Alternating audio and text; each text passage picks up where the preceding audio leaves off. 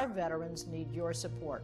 Foxfield Farm for a Recovery Mission is a not-for-profit organization that has been established to provide an equestrian groundwork training program for U.S. veterans with PTSD and related issues incurred through military service. This curriculum will be offered at absolutely no cost to any veteran participating in the program. This foundation will also incorporate the repurposing of rescue horses and locating new, responsible owners. The synergy of the work invested by the veterans to aid the recovery of these horses is equitably therapeutic. Please go to our website to be a supporter, www.foxfieldrecoverymission.org. Thank you.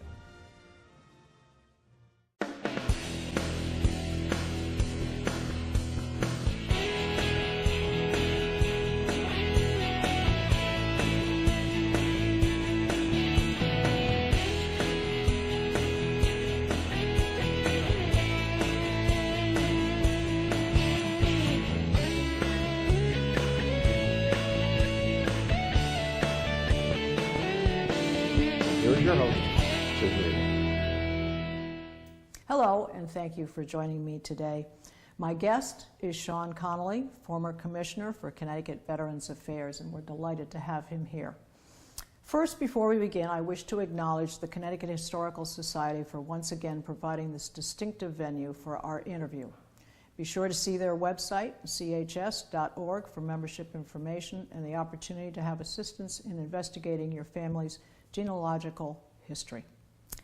Sean, it's such a pleasure to have you here and see you again.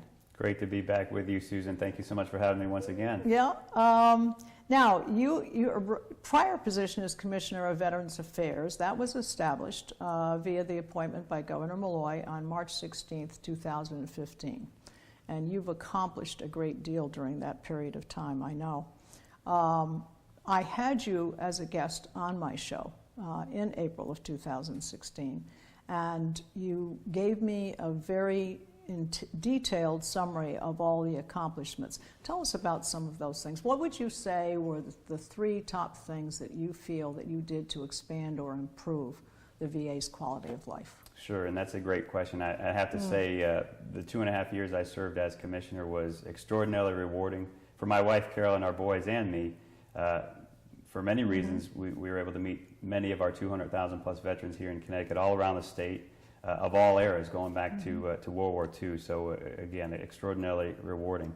Our Department of Veterans Affairs here in the state of Connecticut really focuses on 4 core missions, core functions, and we had some great successes in all of those core functions, and I'll tell you about a couple of them. First is our temporary housing facility on our campus in Rocky Hill. It was designed to be a place for veterans to come on a temporary basis to get their footing, to get back on the path to their best life. And you know, when I arrived, the program had become somewhat stagnant. We had veterans who had been there for many, many years, some 10, 20, even 30 years. And we looked at the program and said, you know what, we can do better. We can do better for those veterans who are there because we want to help them get on the path to their best life. And so we did a number of things in that core function. First of all, we partnered with a number of nonprofit organizations to bring additional case support management to our veterans, individuals who could meet more frequently with our veterans to help them identify their goals and objectives, whatever they may be. Every veteran has their own. And then particularly since they're from different eras of serving the country. Absolutely, absolutely. And so they could be goals related to housing, related to education, related to financial, related to family, and reestablishing connections with family. And so those additional case support managers, we were able to meet our veterans more frequently and help them remove the barriers to achieving those goals and objectives. We also partnered with nonprofits that helped with labor and employment training for our veterans if that was a goal and objective that they identified. We partnered with a legal service organization to help with legal issues that they may have faced that were in the way of achieving their goals and objectives. So that, combined with some modernization of our program fee structure at the temporary housing facility, and some changes in the physical structure with a new program that had a new entertainment and technology center, so that even our post 9/11 veterans could come and find a place to work job research and any kind of things you can think of like that. So doing all those things together, it's really it's not only a partnership, it's a sense, too, that they feel that someone is actually going to put them on the road to recovery, to get their life back in order, because they're coming back from the battlefield, and there's confusion just in getting back into the swing of things. That's right. So it's phenomenal. So it was a jolt to the system, like I like to say, a new energy that we put into that program. And over the course of the last year to a year and a half, we were able to reduce the census, the number of veterans in that program by up to 40%.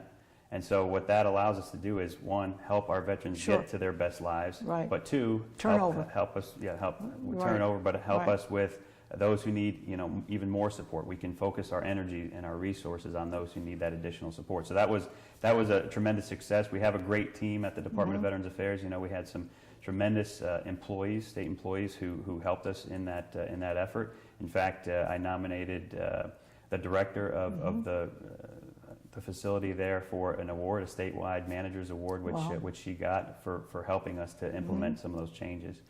We also have our state cemeteries. We have 3 state cemeteries for veterans here in Connecticut, and particularly our Middletown State Veterans Cemetery, we focus pretty hard on upgrading the appearance, expanding the cemetery for future use so that we can continue to honor our veterans and their eligible dependents for many years to come. And so we accessed over $11 million in federal grants for 100% federally funded projects at the cemetery. We completed one last August in 2016 to build a columbarium, an above-ground columbarium for those who choose cremation. And now we're in the process of 2 other additional projects, one for appearance, which includes aligning stones and other important appearance projects, and then an expansion project to put pre-placed crypts into existing space that we have there in Middletown. Again, to extend the capacity and continue to honor our veterans there on those hallowed grounds for many years to come. Which I think is so important, what you've done in Connecticut, because it really sets Connecticut apart when it comes to taking care of their veterans. Obviously, on a national basis, the veterans have suffered many things, have perhaps not gotten the medical attention, but you really put a focus and a highlight on not only improving things and expanding things, but I think taking into account the whole picture of what makes up their lives when they come home. Sometimes they come home to a family, sometimes they may not have family, perhaps some of their family members have died. You become their new family, or at least a safe place, a safe haven that from where they can work and that they can rejoin the community. And I think that's all very credible and certainly part of your skill set that would contribute towards your next efforts. Yeah, and just one other point on that. Sure, of course. The important piece, another important piece on our work at the department is we did these things faced with a declining budget. So each year I was commissioner, our budget declined, our resources declined, and so it took that innovation, it took that creativity, it took that agility. Partnership, exactly, to move things along. And part of that was partnerships not only with the nonprofits and sister state agencies I mentioned, but we built a new board of trustees.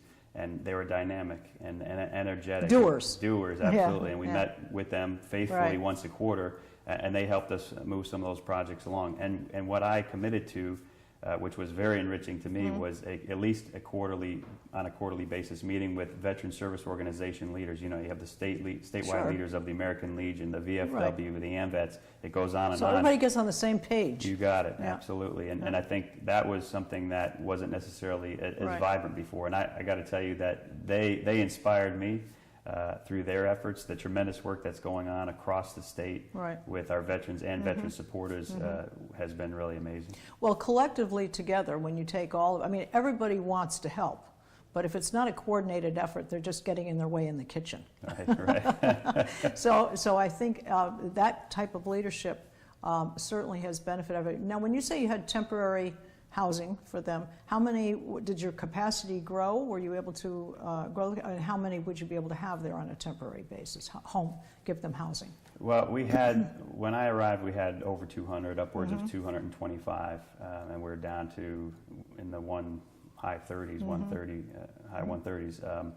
From a physical space standpoint, we could take probably a couple hundred more, even beyond that. Okay. From a staffing and resources perspective, we were probably at our max. And now again, with the reduced census, we're able to focus on those who need that that additional help. Now, your next step now, we are fast forwarding to October 4th, and when you announced that you were leaving the Malloy administration, and that you and the media was saying that you were going to do a run for governor in 2018. Right. So you have launched your website, and that is www.connolly4ct.com. So since then, tell us about the status of your campaign. Where are you putting your efforts? What are people telling you? Absolutely, and you know, it was bittersweet to say goodbye as commissioner, but it was veterans really who started me thinking about making this decision. Even going back a year and a half, people telling me as I got around the state, Sean, we need your style of leadership at the state level. But on October 4th, I did step down, and that same afternoon we launched our exploratory campaign, and it was amazing. It was inspirational. We had tremendous energy and enthusiasm. There we announced that Augie and Ray's in East Hartford, which is where I grew up. It's where my mother grew up, and it was an amazing day. We had upwards of 250 to 300 supporters there, and that included Democrats, of course. I'm running as a Democrat, but it also included independents, and it included Republicans, and Republicans coming up to me and saying, Sean, the style of leadership that you bring is going to make me cross party lines for the first time ever. And so that in and of itself, you know, really hones in on the hunger that's out there that we've heard over the last 3 weeks as we've traveled the state as a candidate, which is people are frustrated, but they have a hunger. They crave a different style of leadership, and that's exactly what I bring to the table. And I think why those veterans, you know, initially suggested that. Well, they've already experienced what you've done for them, so they're saying you can do this for everybody else. I do think that politics has changed from the fact that people are not so much party aligned anymore as they are issue aligned. And it depends on what has actually happened within the culture, within the state, within the country, as to what are the greatest challenges that we're facing, and the greatest majority of people who are facing those challenges. So if it's the economy is not good, that's going to be, well, everybody needs money. They need to work. They need to provide for their family. So you need to take those common things, and that is what's going to drive the issue. If you talk about those things, you say how you're going to do it. I think the big piece of this is we can identify, or you tell me what you believe Connecticut needs, what you believe would be the objectives for changing Connecticut, and what are your strategies for doing that.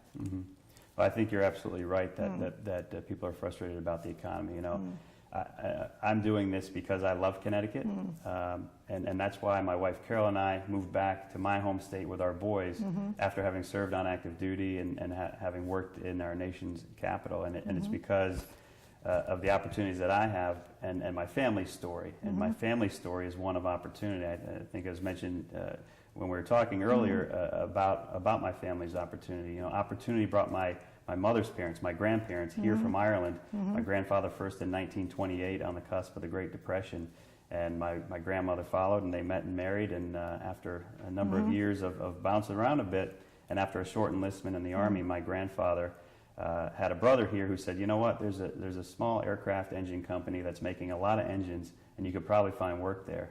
Okay. And so my grandfather took the train to Hartford and soon had a job as a groundskeeper at Pratt & Whitney in East Hartford. My grandmother later followed in the job and working in the factory. And of course, they saved, bought a house across the street from the campus, and raised my mom and my uncle, her brother. And it's that kind of opportunity that they found right here in Connecticut. My father, same thing.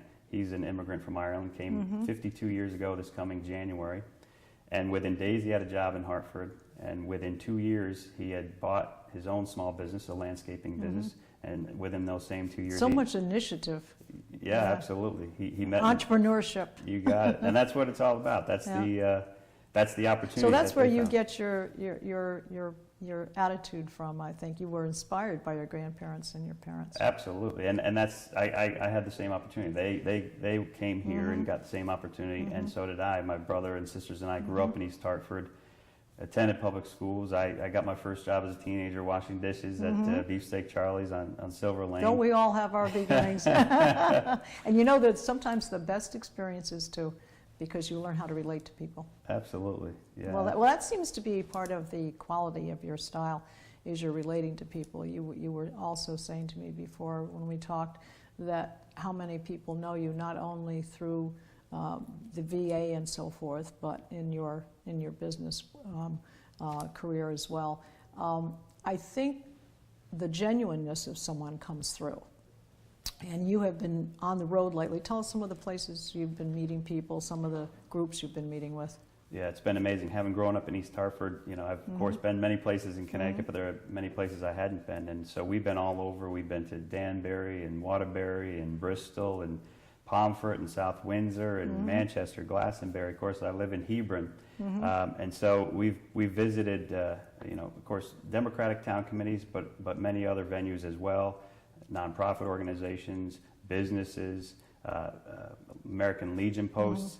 And kind of the consistent theme is, again, that people are frustrated and they are hungry for that different style of leadership. And that's, you know, that's what I bring to the table. You look at, you know, my military experience, my corporate experience at Pratt & Whitney, and my more recent experience running a state agency and doing so with success despite declining budgets. That's what I bring. I bring a leadership that's service over politics. And people over special interests, and that agility, that innovation, that collaboration, which we need. And the energy, you know, you have an energy, a style. And that energy and grit is going to be what's needed to launch our state forward, because, as I say, there's no magic wand, but we do need to look at a long-term plan for launching our state on an upward trajectory. And having a plan is one thing.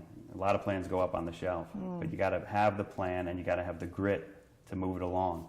And you know, that's kind of that's what I bring to the table. Results-driven, collaborative, results-driven leader. Well, I think your military background. Let's talk about that. You gave great service to our country as a lieutenant colonel, and you're a lieutenant colonel in the U.S. Army Reserve since September 2013 to present. Give us an overview of your service to our country. Sure. You know, my desire to serve led me to Army ROTC when I was at Bryant College. It's now Bryant University in Rhode Island. I won a ROTC scholarship and began a 20-year Army officer career and still serving in the reserve today.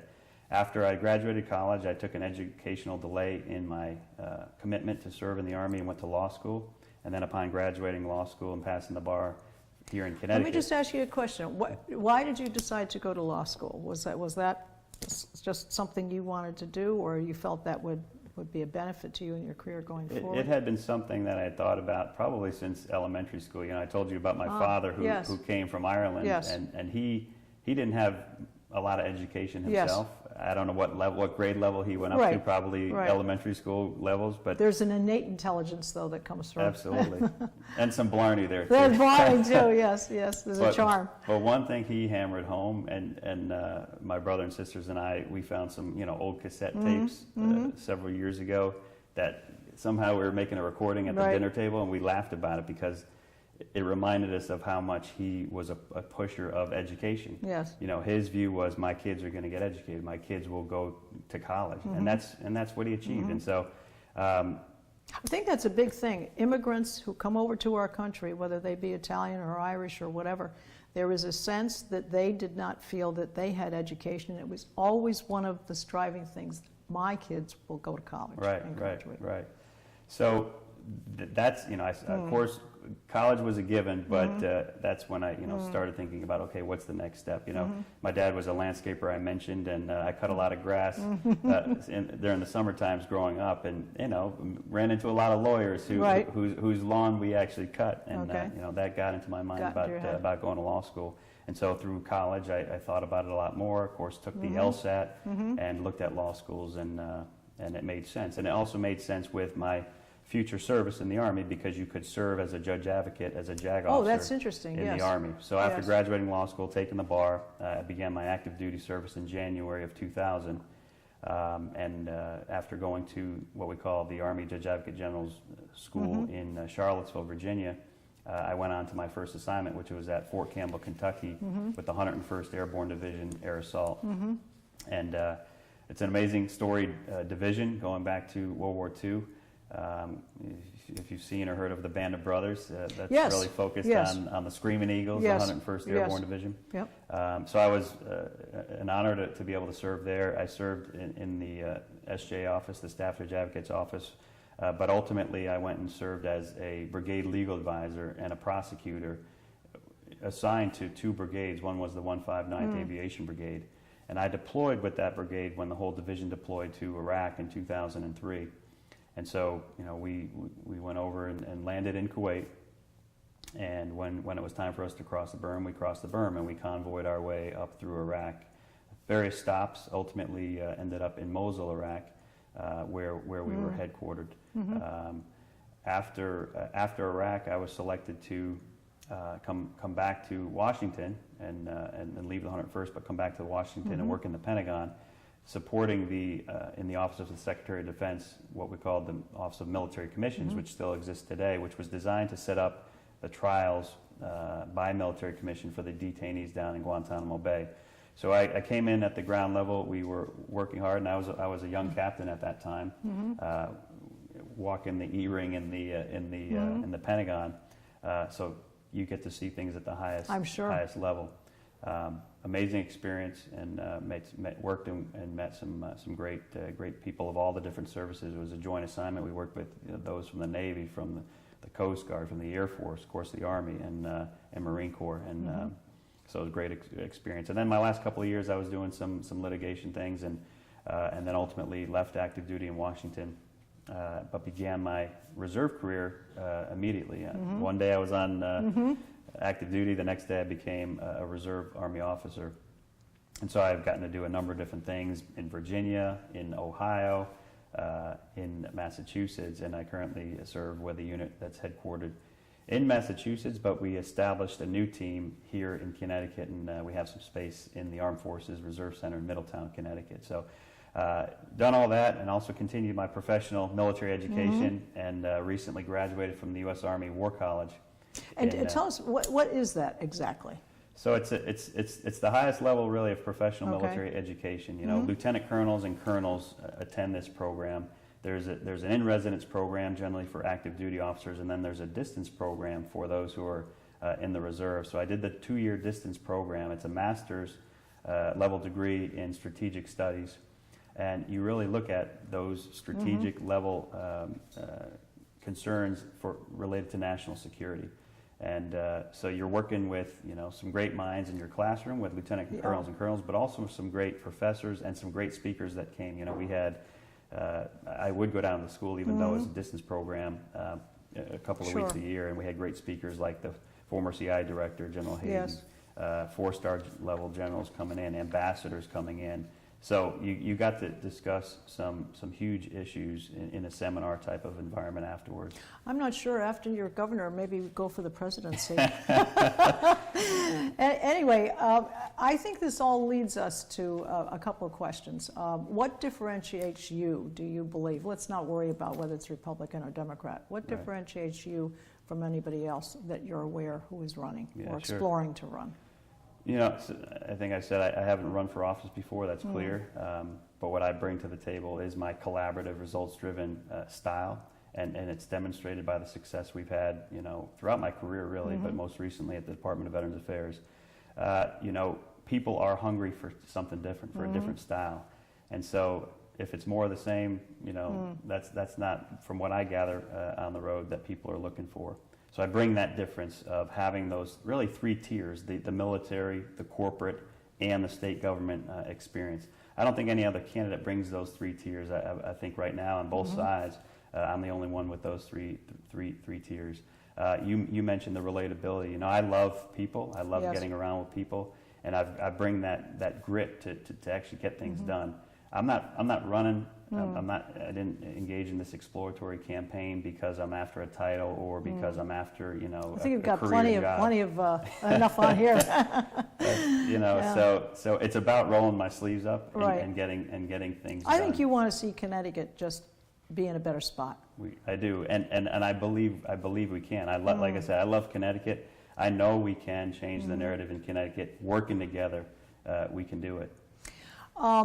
What would you see as I guess your strategy for healing Connecticut's issues now, and your strategy is partnering. That seems to be one of your greatest assets, is partnering with other people. Now, what about job creation?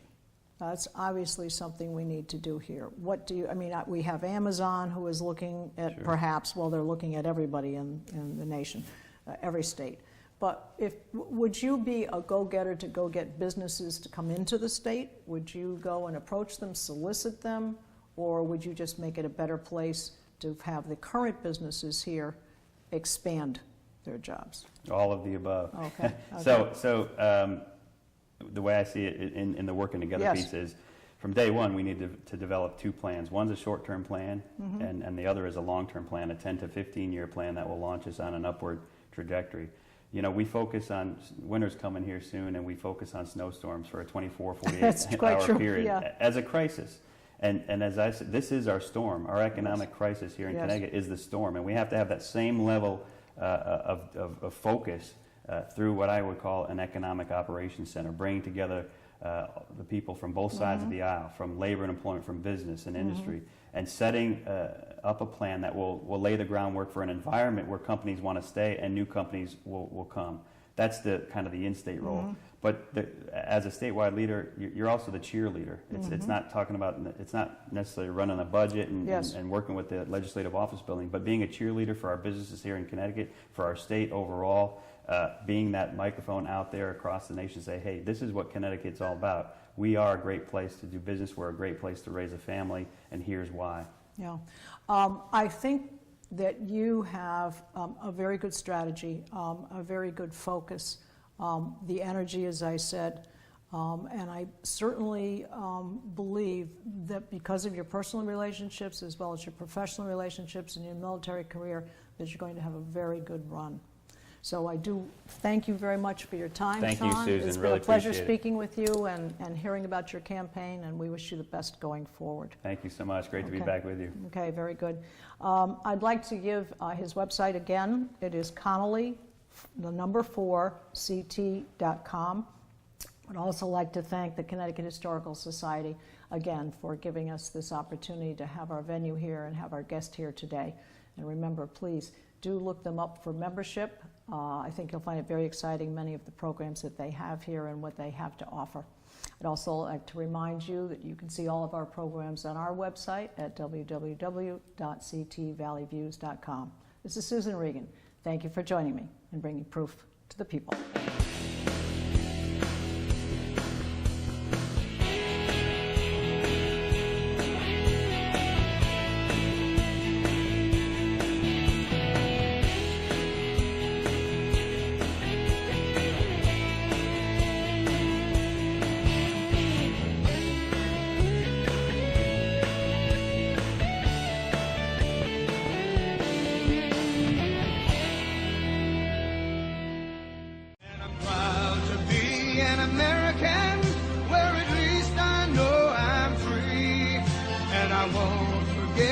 The men who died, who gave that right to me, and I gladly stand up next to you and defend her still today.